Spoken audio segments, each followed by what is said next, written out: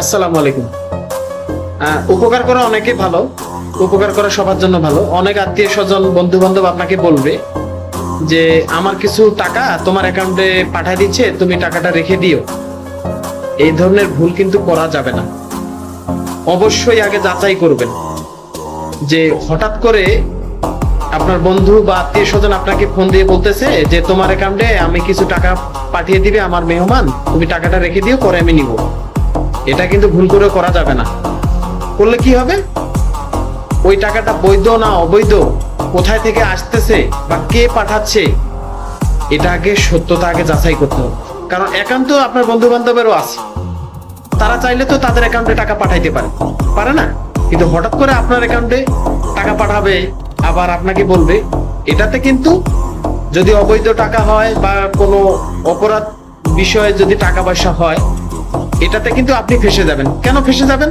কারণ আপনার অ্যাকাউন্টে পাঠাইছে, আর যে পাঠাইছে সে তো জানবে যে এটা আপনি, তখন আপনাকে বের করতে আরো সুবিধা হবে তাদের।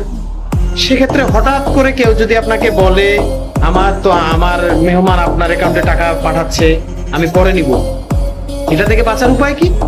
তাৎক্ষণিক আপনারা, আর যদি কেউ ভুল করে টাকা দিয়েই ফেলে, সেক্ষেত্রে আপনি ওই টাকাটা, যে আপনাকে ফোন দিয়ে বলছে যে তোমার অ্যাকাউন্টে টাকা যাবে, পরে আমাকে তুমি দিয়ে দিও, আপনারা তাৎক্ষণিক যদি পাঠায় দিয়ে ফেলে, আপনার অ্যাকাউন্ট থেকে সরাসরি আপনি ওই ব্যক্তির অ্যাকাউন্টে পাঠিয়ে দিবেন যে আপনাকে ফোন দিয়ে বলছে। তাহলে এটা একটা এভিডেন্স থাকবে, ডকুমেন্ট থাকবে যে আপনি টাকা পাঠাইছেন। কিন্তু আপনাকে যদি অন্য কেউ টাকা পাঠায় আর আপনি যদি হ্যান্ড ক্যাশ ওই ব্যক্তিকে দেন, পরবর্তীতে কিন্তু যাকে আপনি হ্যান্ড ক্যাশ দিয়েছেন সে কিন্তু ধরা খাবে না, বা বিপদে পড়তে পারেন আপনি, কারণ আপনাকে টাকা পাঠাইছে। সেক্ষেত্রে এই ধরনের সমস্যা হলে অবশ্যই সতর্ক থাকবেন। তাই বলে কিন্তু মানুষের উপকার বন্ধ করা যাবে না, উপকারও করতে হবে, কিন্তু আগে নিজের সেফটিটা সবার আগে।